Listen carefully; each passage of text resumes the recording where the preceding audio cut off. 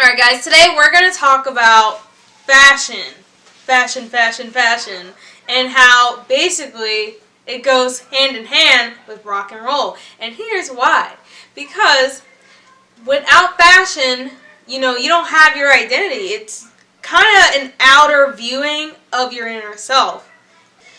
From 1980 to 1983, the style with rock and roll was kind of established a whole new look to rock and roll. Of course, you got your influence from the late 70s, but it established a whole new thing with, more tighter and tailored clothing, more crazy, cool, really great looking patterns mixed with very your clothes being cut off and maybe made into a headband or part of your arm or anything to elevate the fashion profile.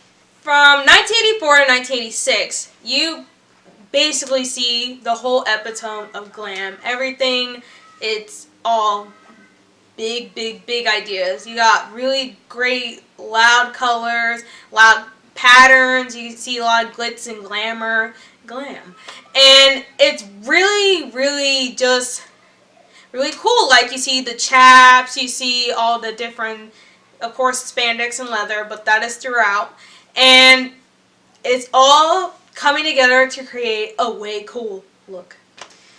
Now, it's still a really great style, but towards the late 80s, you start to see a more subdued version of everything before it. But of course, it's all still an elevated fashion profile. You still got the cool, really out there jackets that kind of throw on, a really awesome look and makes it stand out from it just being just a t-shirt and jeans. And you got something, you got cowboy boots, a headband, like I said, any sort of accessory just to really add on. And of course, you got fringe, anything to make that outfit look more out there, more daring.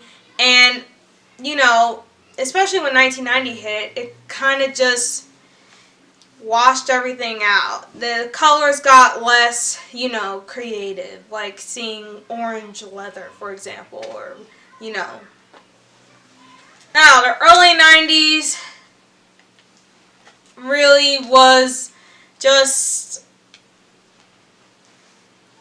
everything that was the 80s, but it went onto another planet and just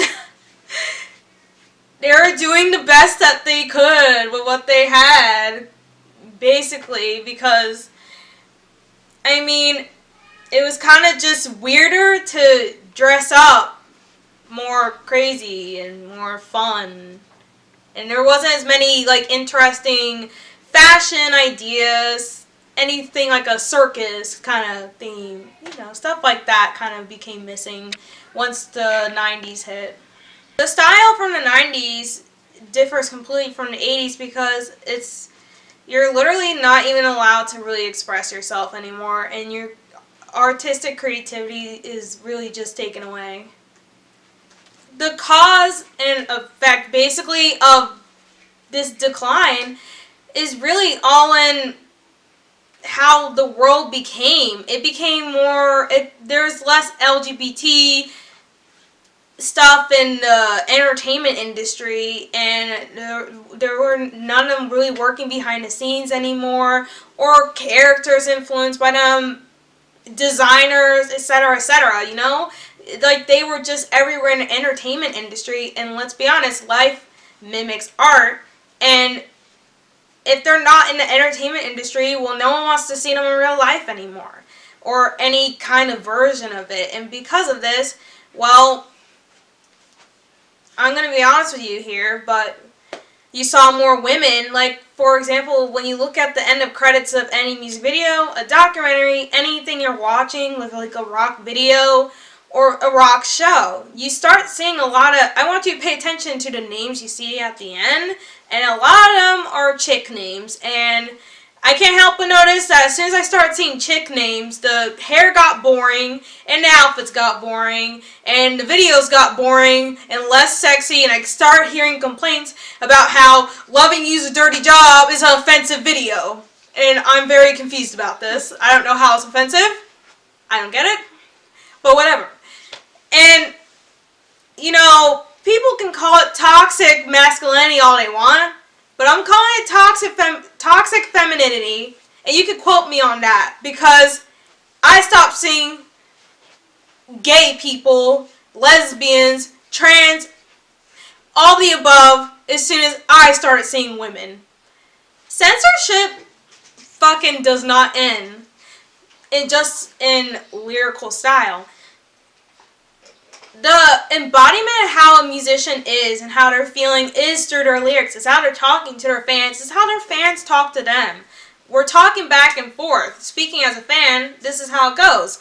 And when you take away their freedom of writing the lyrics of how they feel and who they actually are, well, you kind of just make them shut down and make them become something that they're not, and basically hide behind a mask that's not really them, you know what I mean?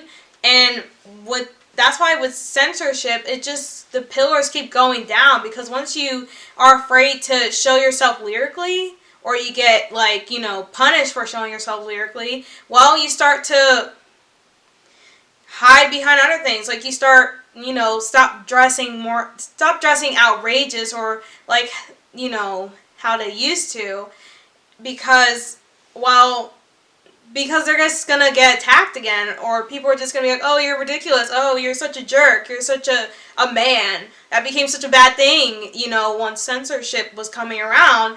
And I'm gonna leave you guys with this.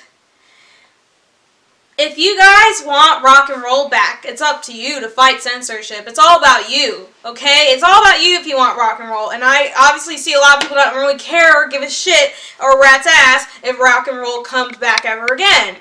So, I mean, you gotta look at the person who's in the way, and you're in the way of your own self of having rock and roll, whether you want it or not. So, think about that over the summer and have a great one. And blast some Y&T, some summertime girls, and enjoy the damn summer. Later.